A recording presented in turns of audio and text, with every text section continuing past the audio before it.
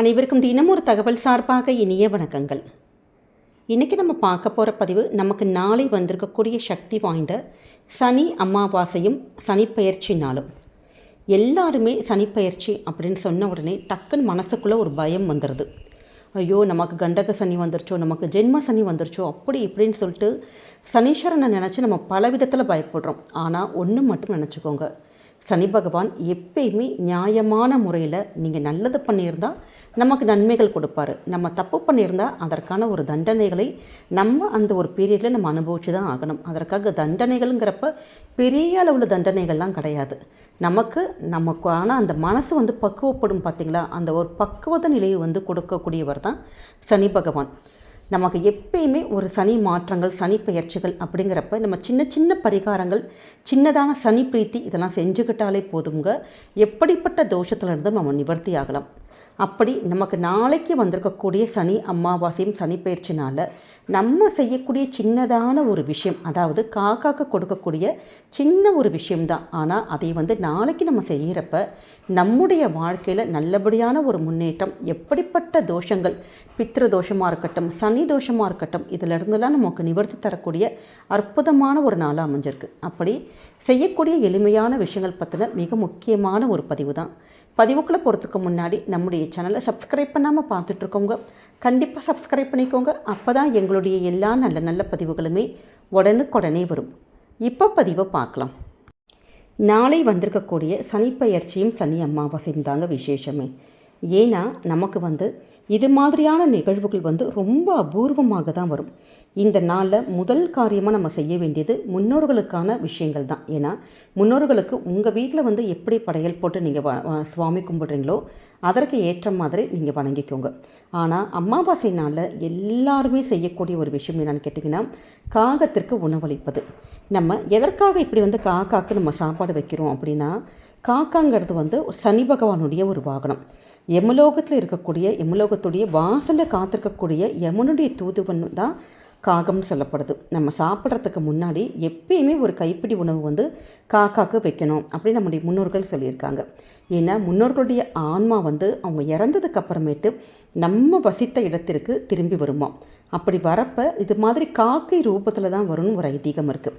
அதனால தான் அமாவாசை போன்ற நாட்களில் காக்கைக்கு சாதம் வைக்கிறதுங்கிறது ரொம்ப ரொம்ப விசேஷம். நம்மளால் டெய்லி வைக்க முடியாட்டி கூட இப்படிப்பட்ட இந்த விசேஷமான அந்த அமாவாசை நாட்களில், அதுவும் நாளைக்கு வரக்கூடிய சனி அமாவாசை நாட்களில் இப்படி காகத்திற்கு நீங்கள் சாப்பாடு வைக்கிறப்ப அவர்களுடைய மனமும் அவங்களுடைய வயிறும் குளிர்ந்து நமக்கு நிச்சயமாக நல்லபடியாக ஆசீர்வாதங்கள் வழங்குவாங்கன்னு ஒரு நம்பிக்கை இருக்குது. ஏன்னா முன்னோர்கள் நமக்கு ஆசீர்வாதம் கொடுத்தா மட்டும்தான் நம்முடைய வாழ்க்கையில் நிம்மதி, சந்தோஷம் இது எல்லாமே கிடைக்கும். அதனால தான் நம்ம முன்னோர்களுடைய வழிபாட்டுக்கு காக்காக்கு இப்படி சாப்பாடு வச்சு நம்ம வழிபடுறது. அந்த வகையில் நாளைக்கு நமக்கு சனி பெயர்ச்சியும் சனி அமாவாசை இப்படி ரெண்டுமே இருக்கிறதுனால சனிக்கிழமை எல்லாமே வரப்போ நமக்கு காக்காக்கு சாதம் வைக்கிறப்ப நமக்கு இந்த பெயர்ச்சினால் ஏற்படுகின்ற ஏதாவது ஒரு தோஷங்கள் நமக்கு அது கூட நிவர்த்தி ஆகும். பித்திருக்களுடைய ஆசீர்வாதம் கிடைக்கும். இதற்கு என்ன செய்யணும்னு கேட்டிங்கன்னா, உங்கள் வீட்டு முறைப்படி நீங்கள் இலையில் சாதம் எப்பயுமே காக்காக்கு வைக்கிற மாதிரி வைக்கலாம்.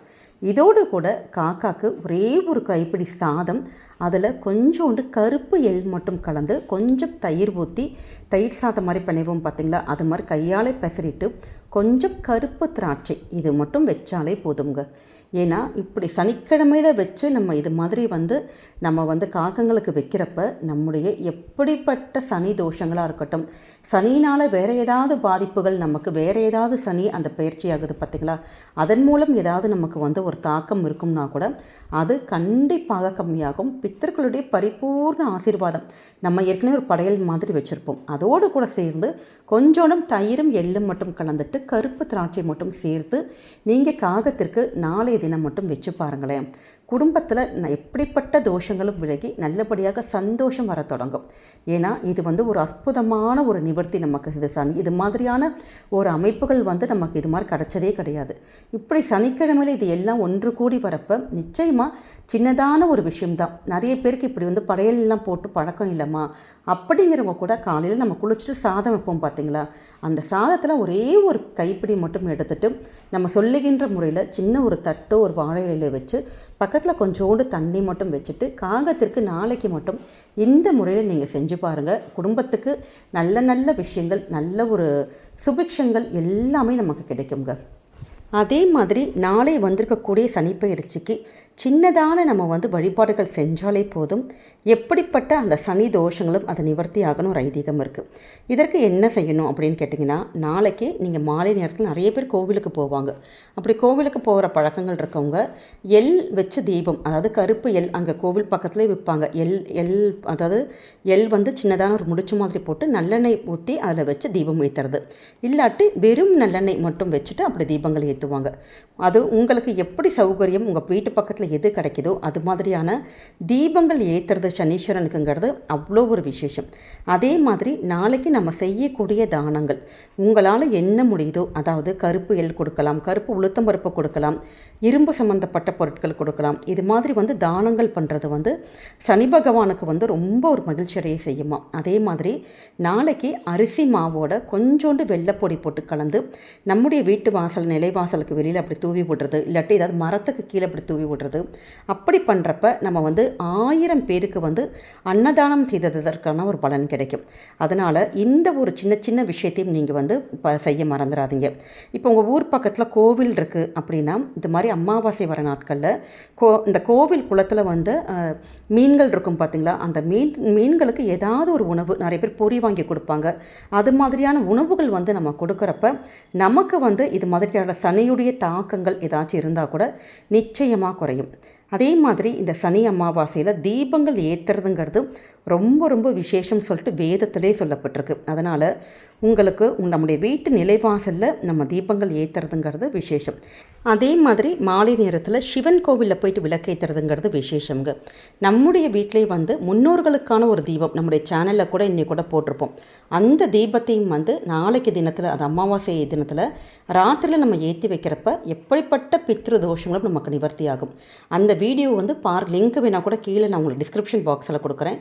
பார்க்காத தோழர்களும் தொழிலும் கண்டிப்பாக அந்த பதிவை போய் பாருங்கள். அதே மாதிரி மிக முக்கியமான ஒரு விஷயம், எப்படிப்பட்ட நமக்கு சனியுடைய பாதிப்புகள் இருந்தாலும் நிவர்த்தி ஆகிறதுக்கு நம்ம வந்து ஏதாவது ஒரு தானங்கள் நாளைக்கு நீங்கள் செய்யுங்க. அது வந்து கருப்பு கலரில் இருக்கக்கூடிய எந்த ஒரு விஷயங்கள் சொல்கிறாங்க, கருப்பு காலணிகளாக இருக்கலாம், அதாவது செருப்பாக இருக்கலாம், இல்லாட்டி குடையாக இருக்கலாம், கருப்பு உளுந்தாக இருக்கலாம், கருப்பு எல்லாம் இருக்கலாம். அது மாதிரியான ஒரு விஷயங்கள் ஏதாவது நம்ம தானம் கொடுக்கலாம். இல்லாட்டி நம்ம ஒருத்தவங்க தானம் பண்ணுறோன்னா அவங்களுக்கு ஏதாவது உபயோகப்படுத்துகிற மாதிரி அவங்களுக்கான வீட்டுக்கு தேவையான பொருட்கள், மளிகை ஜாமான், இல்லாட்டி வேறு ஏதாவது துணிகள், அது மாதிரி விஷயங்கள் நீங்கள் வாங்கி கொடுக்கலாம். அதே மாதிரி ஏதாவது உடல் ஊனமற்றவர்கள், அப்புறம் வயசானவங்க, முதியவருங்க, இவங்களுக்கு வந்து செய்யக்கூடிய ஒரு சின்னதான ஒரு தானமாக இருக்கட்டும், உதவியாக இருக்கட்டும், அது எப்படிப்பட்ட சனி தோஷமும் நமக்கு வந்து இம்மீடியட்டாக நமக்கு நிவர்த்தி ஆகுங்க. நம்மளால் அவங்களுக்கு பொருள் கொடுத்து உதவ முடியாட்டி கூட அன்றாட வாழ்க்கையில் நம்ம எத்தனையோ பேரை பார்த்துருக்கோம். நமக்கு வந்து உடல் ஊனமுற்றவங்க ரோட்டில் வந்து ரோடு கிராஸ் பண்ண முடியாமல் நின்றுருக்காங்க, வயசானவங்க நிற்பாங்க, இல்லை ஏதாவது ஒரு ஹெல்ப் தேவைப்பட்டுட்டு அவங்க நிற்பாங்க. அப்போ அந்த நேரத்தில் நம்ம வந்து பொருள் கொடுத்து உதவுறது மட்டும் கிடையாது, இது மாதிரி நம்முடைய உடல் உழைப்பால் செய்யக்கூடிய சின்ன சின்ன உதவிகளும் கண்டிப்பாக அதுவும் ஒரு வகையில் புண்ணியங்கள் தான். அதனால் உங்களுக்கு என்ன முடியுதோ அது மாதிரி தான தர்மங்கள் பண்ணி சின்ன சின்ன உதவிகள் செஞ்சு பாருங்கள். வாழ்க்கையில் எப்படிப்பட்ட சனியினால் ஏற்படக்கூடிய பாதிப்புகள்லாம் நமக்கு நிவர்த்தியாகி என்றைக்குமே நமக்கு நல்லது மட்டுமே தாங்க நடக்கும். அதனால் நாளைக்கு வரக்கூடிய இந்த அமாவாசையும் சனிப்பெயர்ச்சியும் சேர்ந்து வரனால காகத்திற்கு நம்ம சொல்லுகின்ற முறையில் எளிமையான அந்த உணவை மட்டும் நீங்கள் நாளைக்கு வச்சு பாருங்கள். நல்ல நல்ல மாற்றங்கள், குடும்பத்துக்கு நல்ல ஒரு சுபிக்ஷங்கள் எல்லாமே வரும்.